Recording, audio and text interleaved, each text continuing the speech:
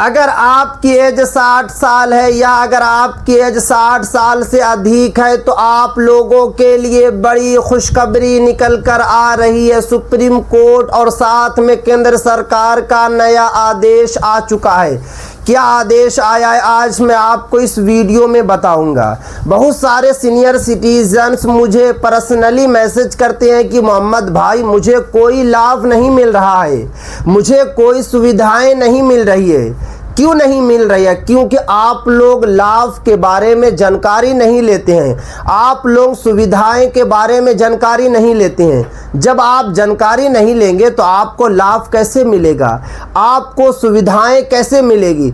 इस वीडियो में मैं आपको पूरी की पूरी जानकारी दूंगा, क्योंकि भारत सरकार और सुप्रीम कोर्ट लगातार कोशिश कर रही है कि आप लोगों को कोई दिक्कत ना हो, आप लोगों को कोई परेशानी ना हो। और मैं कई वीडियो में आप लोगों को बता चुका हूं कि आने वाले वक्त में आप लोगों को सबसे ज़्यादा लाभ मिलेगा, आप लोगों को सबसे ज़्यादा बेनिफिट्स जो है दी जाएगी। क्योंकि भारत में एक ट्रेंड बन गया है कि जब माँ बाप की एज 60 या 60 से ज़्यादा हो जाती है तो बच्चे माँ बाप पे ध्यान नहीं देते हैं, बच्चियाँ माँ बाप पे ध्यान नहीं देती हैं, यहाँ तक के बहू भी ध्यान नहीं देती है, कोई ध्यान नहीं देता है। माँ बाप की एज बढ़ती जाती है, परेशानी की हालत में ज़िंदगी को गुजारना पड़ता है। क्योंकि जब उम्र ज़्यादा होती है तो उस वक्त जो है बच्चों की ज़रूरत पड़ती है, उस वक्त जो है पैसे की ज़रूरत पड़ती है। क्योंकि उम्र बढ़ेगी तो बीमारियां घर बनाएगी, बड़ी बड़ी बीमारियां हो रही है और आजकल के वक्त में तो ज़्यादा बीमारियां हो रही है। क्योंकि खाना पीना आप सभी को पता है कि किस तरीके का खान पान है, तो ये खान पान से बीमारियां ज़्यादा हो रही है और सीनियर सिटीजन्स जो है ज़्यादा बीमार पड़ रहे हैं। मगर सरकार को ये सब जो है टेंशन है, सुप्रीम कोर्ट को टेंशन है, मगर आपके बच्चे को टेंशन नहीं है। अब चलिए मैं आपको बताता हूं कि आप लोगों को क्या क्या लाभ मिलेगा। क्योंकि यहाँ पे साफ साफ लिखा हुआ है कि 1 अगस्त 2026 से 60 साल वालों के लिए बड़ी खुशखबरी सरकार दे रही है, ये बड़े फायदे। सीनियर सिटीजन न्यू बेनिफिट्स, यानी कि 1 अगस्त 2026 से अब आपको बड़ा बड़ा लाभ मिलेगा। क्योंकि अगर मैं आज डेट की बात करूं तो 30 जुलाई है, कल है 31 जुलाई, परसों से आप लोगों को लाभ मिलना शुरू हो जाएगा। आपकी उम्र 60 साल या उससे भी अधिक है तो आप लोगों को लाभ मिलेगा। अगर आप 65 के हैं, 70 के हैं, 75 के हैं, 80 के हैं, 90 के हैं, तब भी आप लोगों को केंद्र सरकार और सुप्रीम कोर्ट के आदेश के बाद जो है आप लोगों को लाभ मिलेगा। अब यहाँ पे सबसे पहले मैं आपको जो इम्पोर्टेंट बात बता देता हूँ कि अगर आपकी एज 60 साल है और आप पुरुष हैं तभी आपको लाभ मिलेगा। अगर आप महिला हैं और आपकी एज 58 साल है तभी आपको लाभ मिलेगा।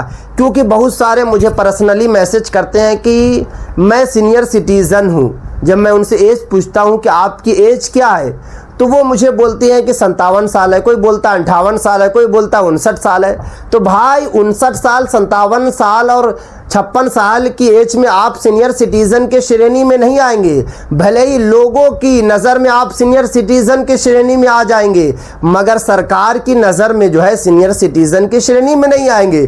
क्योंकि सीनियर सिटीज़न तभी आप बन पाएंगे सरकार की नज़र में जब आपके आधार कार्ड पर 60 साल पुरुष के लिए और महिलाओं के लिए जो है 58 साल होनी चाहिए। अब देखिए आप लोगों को क्या क्या लाभ मिलेगा। भारतीय रिजर्व बैंक यानी कि आरबीआई ने बैंकों को सलाह दी है कि वरिष्ठ नागरिकों को प्राथमिकता के आधार पर सेवा दी जाए। सबसे बड़ा आदेश रिजर्व बैंक ऑफ इंडिया का आ चुका है। क्योंकि भारत में जितने भी सीनियर सिटीजन्स हैं सभी के पास जो है अकाउंट है, सभी के पास जो है बैंक खाता है। अब आरबीआई ने कहा है कि आप लोगों को बैंक जो है ज़्यादा प्राथमिकता देगा। कई बैंक वरिष्ठ नागरिकों के लिए अलग काउंटर या प्राथमिकता सेवा उपलब्ध कराते हैं। यदि अलग काउंटर उपलब्ध नहीं है तब भी बैंक को वरिष्ठ नागरिकों को अनावश्यक रूप से लंबे समय तक इंतज़ार नहीं कराना होगा। सबसे जो बड़ी खुशखबरी की बात है कि आप लोगों के लिए अलग जो है काउंटर लगाया जा रहा है। जैसे कि अगर आपका खाता पंजाब नेशनल बैंक में है या अगर आपका खाता स्टेट बैंक ऑफ इंडिया में है, किसी भी बैंक में हो, सरकारी बैंक हो या फिर प्राइवेट बैंक में हो, और वहाँ पर आप जा रहे हैं, वहाँ पर लंबी लाइन लगी हुई है। अगर आप पैसा विड्रॉ करने जा रहे हैं या अगर आप पैसा जो है डिपॉजिट करने जा रहे हैं तो आपको लाइन नहीं लगनी होगी, आप डायरेक्ट मैनेजर से जाकर मिल सकते हैं। ये सबसे बड़ी जो है खुशखबरी की बात है। उसके बाद आगे देखिए, अस्पतालों की बात करें तो कई सरकारी अस्पतालों में वरिष्ठ नागरिकों के लिए प्राथमिकता पंजीकरण और इलाज की व्यवस्था की जा रही है। सबसे जो बड़ी खुशखबरी की बात निकल कर आ रही है कि अब आपको अस्पताल यानी कि हॉस्पिटल में भी प्राथमिकता दी जाएगी। जैसे कि एक मिसाल है कि आप जो है मैक्स हॉस्पिटल में इलाज कराने जा रहे हैं, एम्स हॉस्पिटल में इलाज कराने जा रहे हैं, या फिर आप पटना एम्स में आप जा रहे हैं इलाज कराने के लिए, तो वहाँ पर तो लाइन लंबी रहती है नंबर की, मगर अगर आपकी एज ज़्यादा होगी तो आपका नंबर जो है पहले आएगा। उसके बाद आगे देखिए, ये सुविधा राज्य और अस्पताल के अनुसार अलग अलग हो सकती है।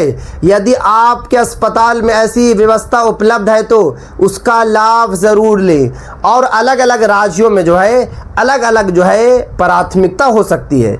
जैसे कि हो सकता है कि बिहार में बिहार सरकार आपको अलग तरीके से प्राथमिकता दे, उत्तर प्रदेश में अलग तरीके से प्राथमिकता मिले।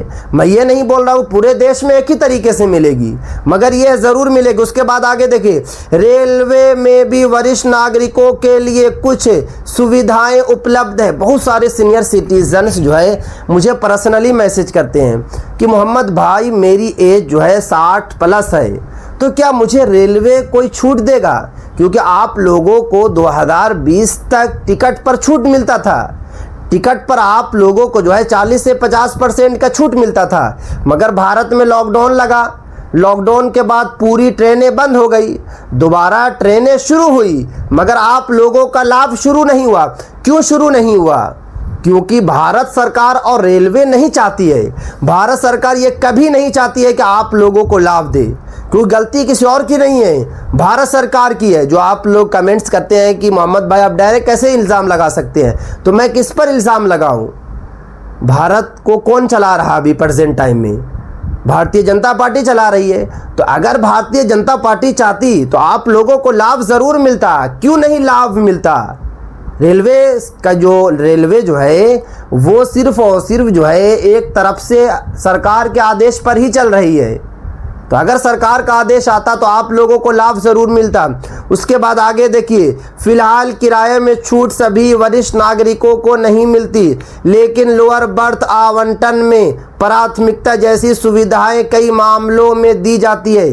जैसे कि अगर आपके 60 प्लस है और आपको लोअर बर्थ चाहिए, क्योंकि लोअर बर्थ से आपको बहुत ज़्यादा फ़ायदा होता है, क्योंकि अगर आपको मिडिल मिल जाएगी या अपर आपको मिल जाएगी तो वहाँ पर आपको जो है दिक्कत होगी, चढ़ने में दिक्कत होगी, उतरने में दिक्कत होगी। तो इसीलिए आप लोगों के लिए जो सुविधाएं अभी भी चालू है लोअर बर्थ की, जब भी आप लोग जो है ट्रेन टिकट बुक कराएं, आप खुद से करते हैं या फिर किसी और के ज़रिए कराते हैं, तो आप लोगों को कुछ बात याद रखना है। जैसे कि प्रेफरेंस में लोअर बर्थ देना है, क्योंकि जब आप लोअर बर्थ देंगे तो आप लोगों को छूट ज़रूर मिलेगा।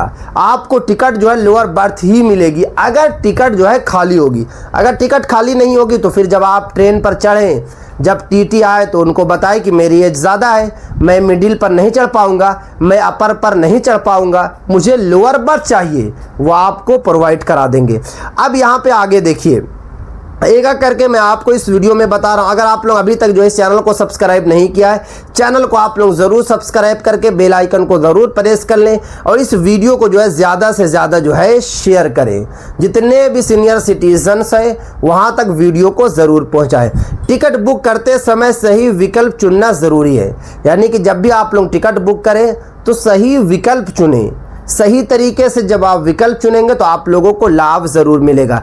अब आयुष्मान भारत योजना की बात करें, अब मैं आपको आयुष्मान भारत कार्ड के बारे में बताता हूँ। बहुत सारे लोगों को आयुष्मान भारत कार्ड के बारे में पूरी जानकारी है, मगर जो असल जानकारी है वो आप लोगों के पास नहीं है। आप लोगों को सिर्फ और सिर्फ यही पता है कि आयुष्मान भारत कार्ड के जरिए सीनियर सिटीजन्स की इलाज जो है मुफ्त होती है, 5 लाख रुपया जो है मुफ्त आपको मिलता है इलाज के लिए, मगर उसमें इंपॉर्टेंस है उसको समझिए, क्योंकि यहाँ पे साफ साफ बताया जा रहा। अब आयुष्मान भारत योजना की बात करें, यदि आपकी उम्र 70 वर्ष या उससे अधिक है तो सरकार द्वारा समय समय पर जारी पात्रता नियमों के अनुसार स्वास्थ्य लाभ उपलब्ध हो सकते हैं। अपने नज़दीकी CSC सेंटर या सरकारी अस्पताल में जाकर पात्रता की जांच करें। देखिए, अगर आपकी एज 70 प्लस है, मैं 60 वाले की यहाँ पे बात नहीं कर रहा हूँ, मैं बात कर रहा हूँ 70 प्लस वाले की। तो अगर आपकी एज 70 प्लस है तो आप लोगों को लाभ ज़रूर मिलेगा। वरिष्ठ नागरिकों के लिए जो है कानूनी अधिकार भी बेहद महत्वपूर्ण है, यानी कि केंद्र सरकार और सुप्रीम कोर्ट आपके लिए एक कानून बनाया है। आपके पास कानूनी अधिकार है, मगर आप लोग जो है कानूनी अधिकार को यूज़ नहीं कर पाते हैं, क्योंकि आपके लिए जो है maintenance and welfare of parents and senior citizens act 2007, यानी कि 2007 में एक एक्ट बनाया गया था सिर्फ और सिर्फ जो है भारत के सीनियर सिटीजन्स के लिए, क्योंकि 2000 के बाद जो है सीनियर सिटीजन्स को परेशानी ज़्यादा होने लगी। क्योंकि अगर मैं दूसरे देश की बात करूं तो वहाँ पर बच्चे माँ बाप को जो है परेशान कम करते हैं, मगर ख़ास करके जो मिडिल क्लास के हैं या फिर लोअर वाले हैं वो लोग जो है माँ बाप को ज़्यादा परेशान करते हैं, क्योंकि बीबी आ जाती है, बच्चे हो जाते हैं, तो उनको लगता है कि हमारा सब कुछ बीबी और बच्चे ही हैं, माँ बाप अब कुछ नहीं है। और वही माँ बाप की वजह से ये लड़का यहाँ तक पहुँचा है, वही माँ बाप ने अपनी पूरी ज़िंदगी को गंवाया इस लड़के को बनाने के लिए, अपने बच्चे को बनाने के लिए, मगर वही बच्चा बाद में बदल जाता है। और ये भारत का ट्रेंड है। अगर आप आँख खोलिएगा, आपके आस पड़ोस में भी आप देख सकते हैं, मुझे ज़्यादा एक्सप्लेन करने की ज़रूरत नहीं है।